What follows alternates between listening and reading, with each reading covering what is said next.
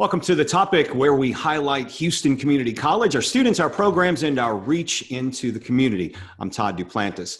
Before we get started, I want to remind you, if you're watching us on HCCTV, make sure you follow us in social media. Find us on Facebook and also on YouTube. We're on the channel, Houston Community College. Subscribe to the channel, and you can watch all of our shows and get notifications when we post brand new shows like the one today. Plus, you can download the audio versions of all of our shows as a podcast on hccs.edu/podcasts. 2020 has been a very challenging year for educational institutions, really at all levels. In this edition of The Topic, we're going to be talking with 3 area school districts who are all partners of ours, and we're looking back at fall 2020 and forward to spring 2021. Houston ISD is the largest school district in HCC's service area. Interim Superintendent Dr. Grenita Lathan joins us today to talk about the logistics of serving so many students during COVID. Good afternoon to you, Dr. Lathan. Thanks for being here. Thank you for having me, Todd. You know, I know here at Houston Community College, we went into this at spring break. A lot of us really haven't returned to the office. We've been working remotely. But getting back and getting prepared to go online to serve our students and deliver an instruction online was a monumental task for our faculty and staff. I imagine it was a huge task for you preparing to not only go into this, but also keep going and preparing to go into the fall. It was. We created 2 types of plans. One is our instructional continuity plan. So we had a team working along with our principals, our teachers and parents and some community members on our academic plan.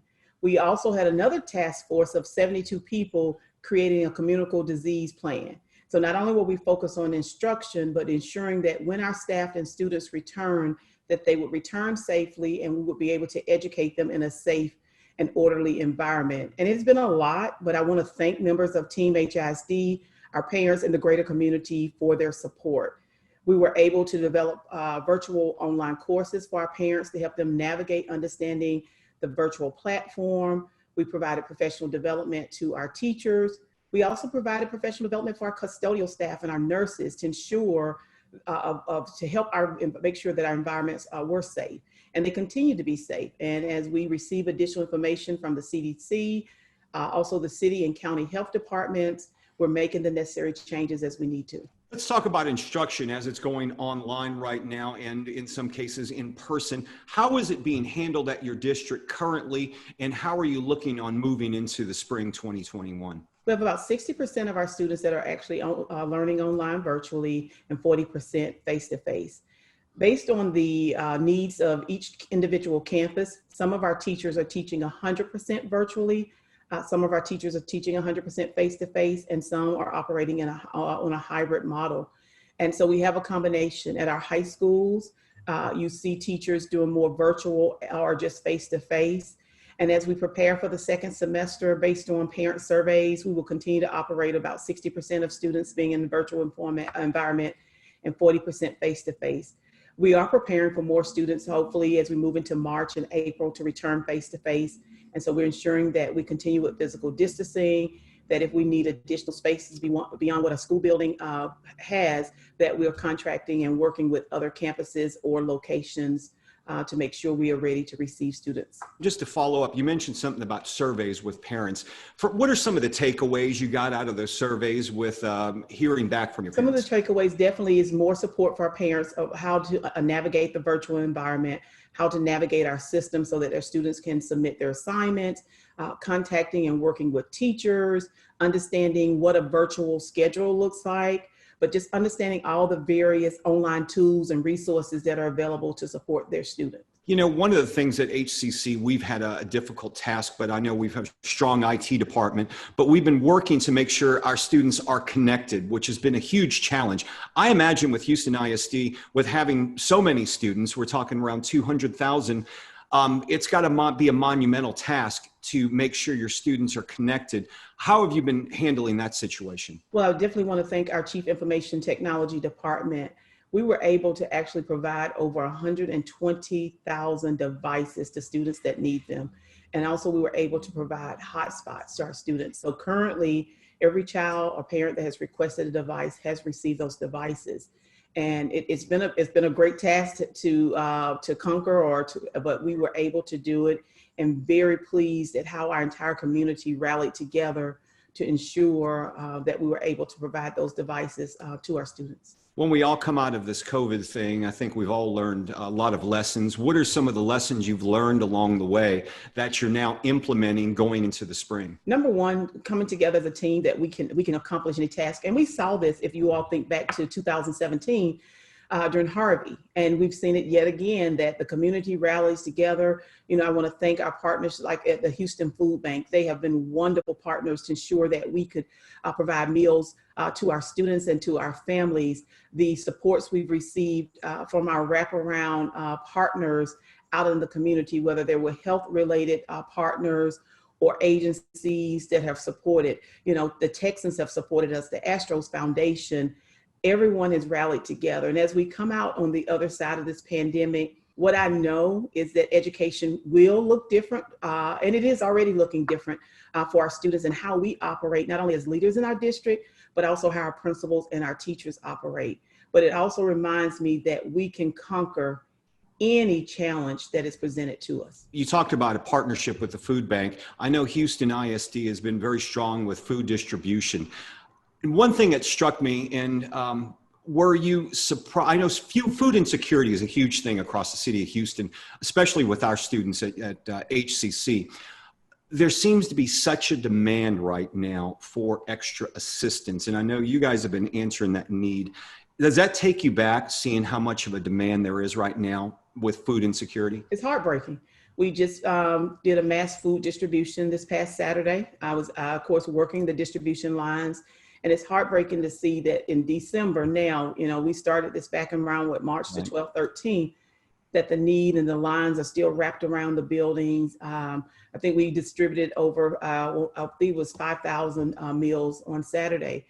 So it continues to be heartbreaking. And then to see, like I said, not only our family members, but our staff members that are actually also coming through the lines. One final question. What would you want your parents, students, and the community to know about your efforts during these times? Number one, that we care. We care about all of our students and our staff members, and that we are utilizing the information that we receive, sometimes in real time, to make the necessary changes to ensure that their children are safe, but they're also receiving a quality education.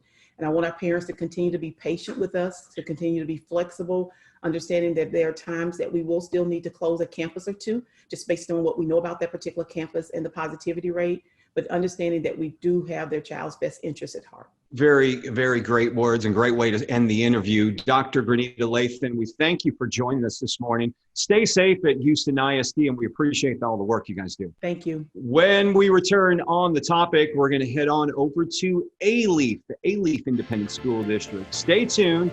More on the topic coming up right after this. There was an old woman who lived in a shoe. She had so many children, she didn't know what to do.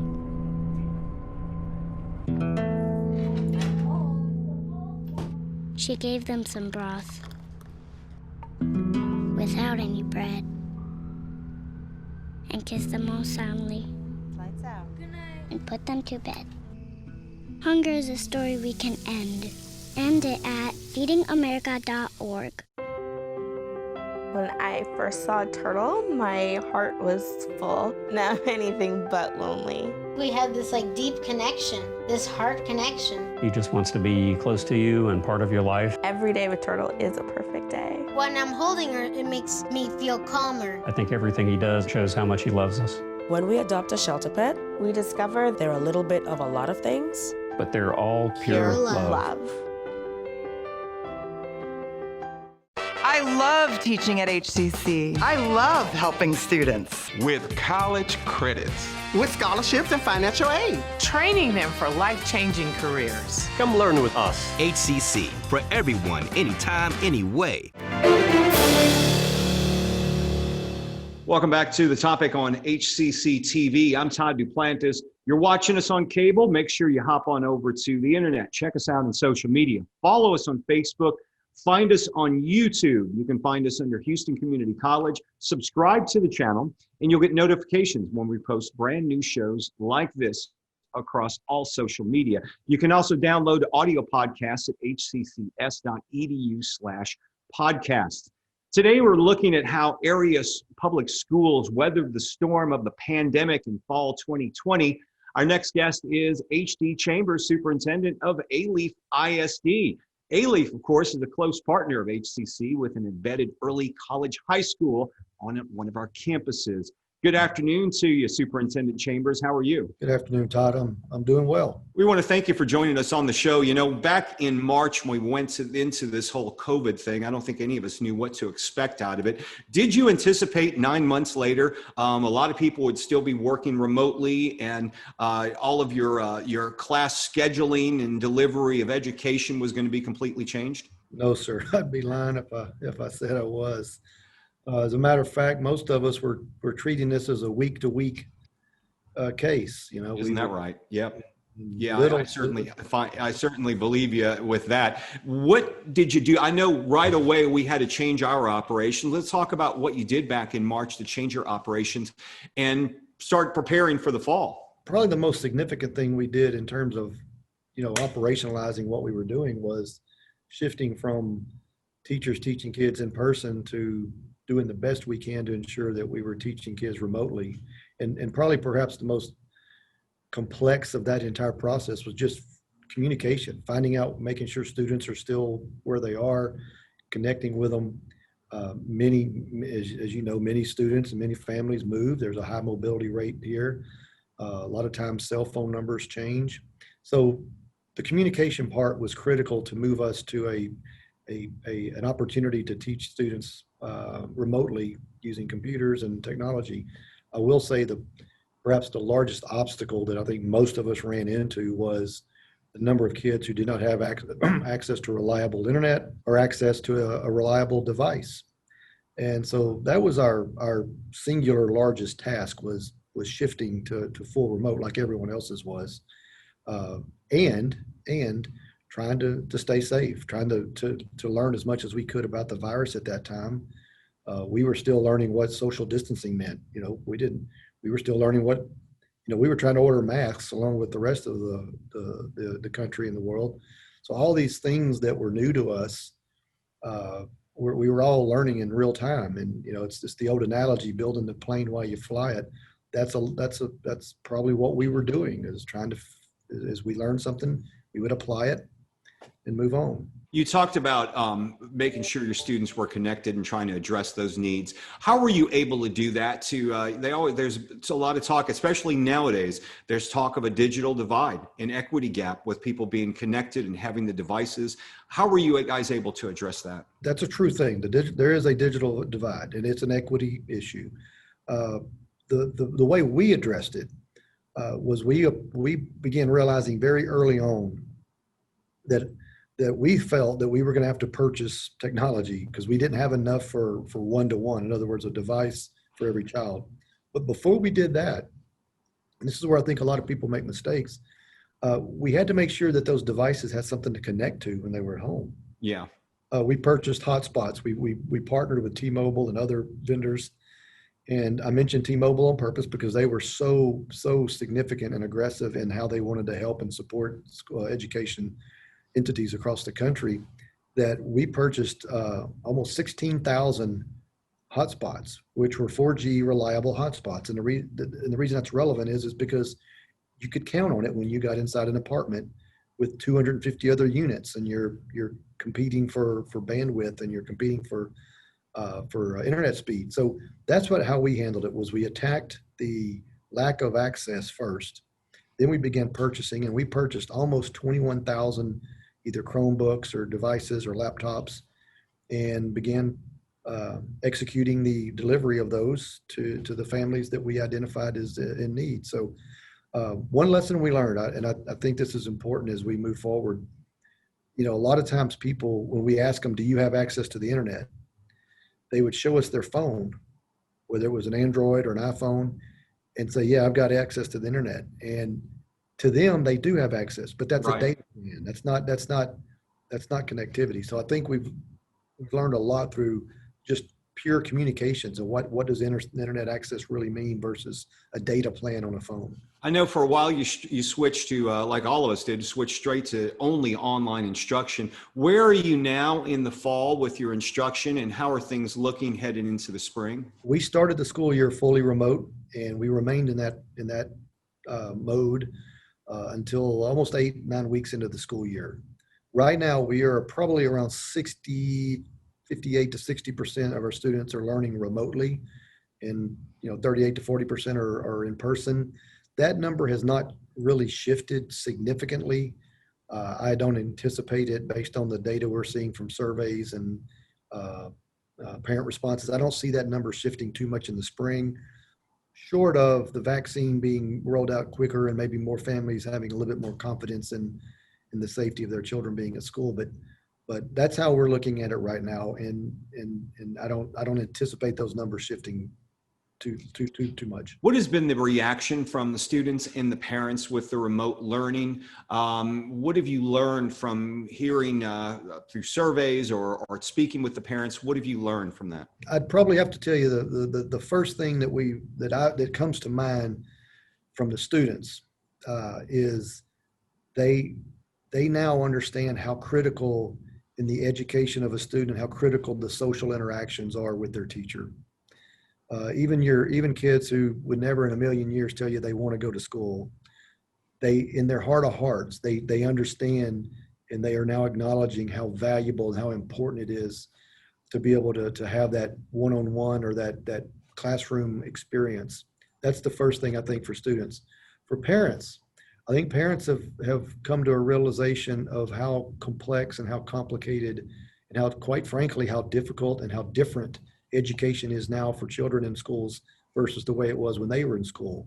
Whether they're in their mid-30s or mid-40s or in their mid-50s, there's this realization that school is different, and it's not and it's not that the computer makes it different. I mean, that's different, but the content's different. What we use, you have. The old, are you smarter than the average fifth grader? That's a real question. And our parents I think our parents learned that what the value of the teacher and the value of the classroom experience cannot be replaced, even for those who thought that, virtual learning was the wave of educational future. So those are the two things that stick out. And I'll tell you the thing that I've learned, and this is what bothers me the most, and I hope this is something people are talking about. And regardless of how strong your remote learning process is, regardless of how good your internet connectivity is and devices you purchase, there is a actual decrease in mastering the required curriculum from a remote experience. I'm really concerned about the students who have been learning remote, and then those students who are not here, which that's another topic, but I'm concerned about that because of the learning losses and the achievement gaps that are expanding, because our most vulnerable kids are typically the ones learning at home without the resources or the help and support. And that should bother all of us as far as a long-term impact of this virus. Could we be feeling the effects of this as the kids move through the system in the next 3 to 4 years? I mean, it's going to be a reality, and I've heard this before, and it's a very good point. Todd, there's no question. I think as a community, not just as an educational community, not as a K-12 or higher ed, but as a community who's concerned about the future workforce, who's concerned about the ability to sustain a strong society, a strong republic. And I don't want to sound overly dramatic here. I don't mean to do that, but there is a concern, and I'll just give you a good example. In the greater Houston area right now, we are missing somewhere in the neighborhood of 35 to 40,000 students who should be in a school system, whether it's a public school, charter school, private school, homeschool.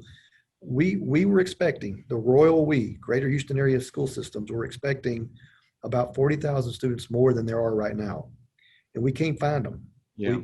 Some of them are home. So take that 4-year-old to your point, the 4-year-old in pre-K who's not here, or the 5-year-old who should be here in kindergarten.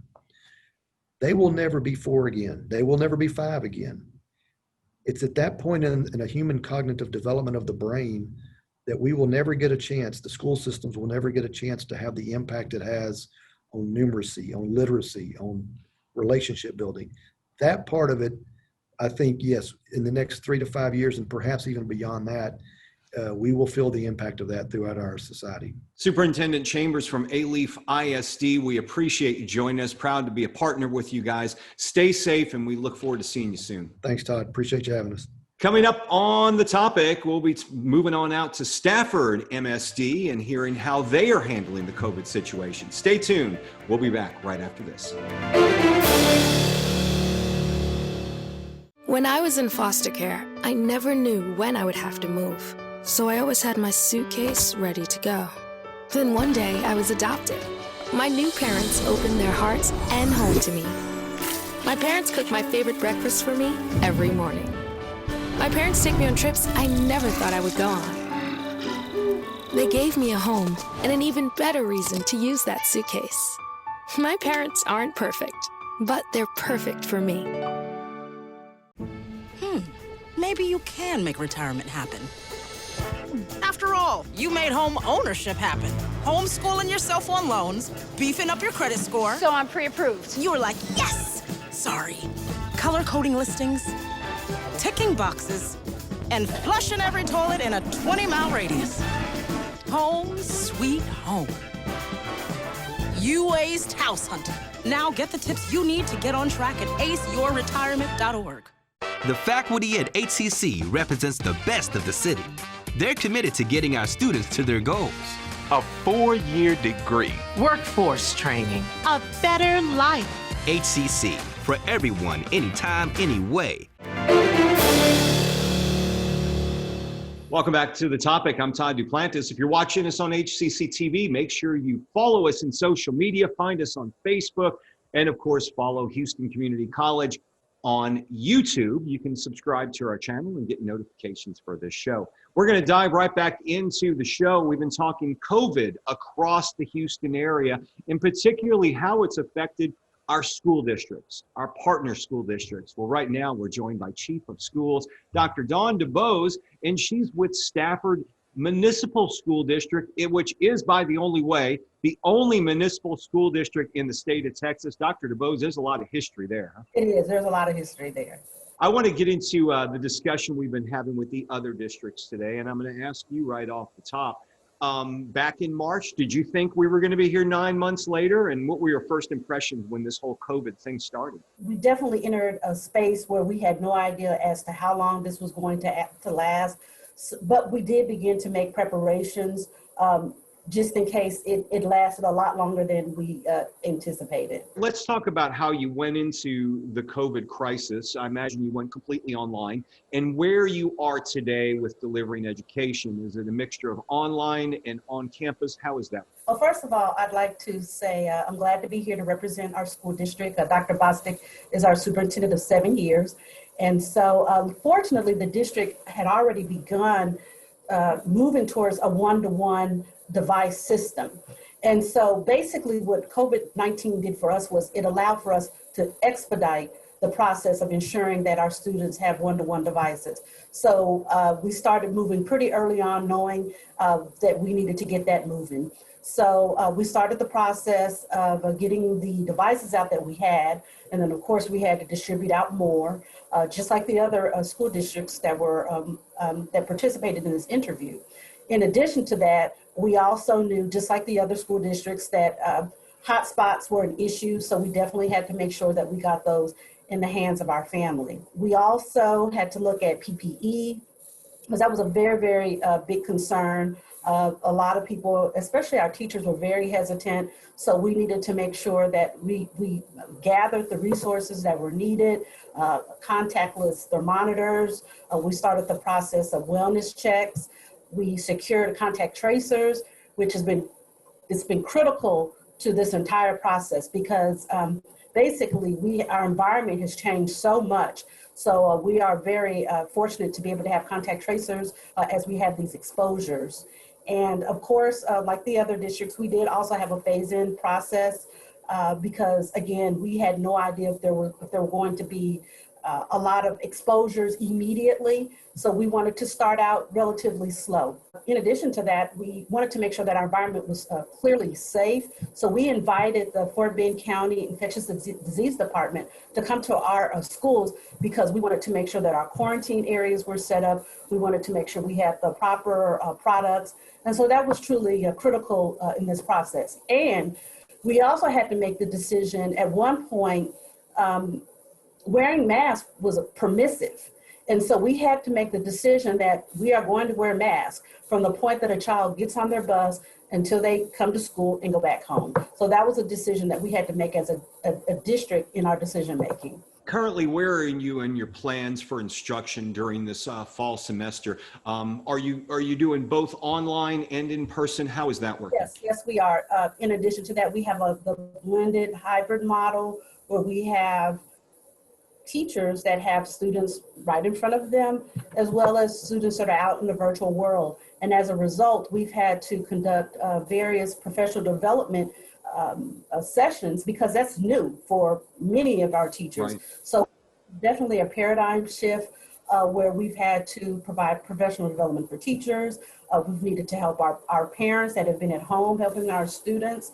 So definitely that's been one of the biggest shifts with COVID-19. What are some of the things you've learned from your parents and the students in listening to the feedback you're getting? What are you hearing and what have you learned from them? We know that this has been very challenging to our parents because in many ways it affects their work, being able to, especially when we have those times when we have to quarantine because of exposures. So we know that that's been very difficult, but they've also been overall very, very understanding because ultimately everyone understands that we all need to be safe as a community.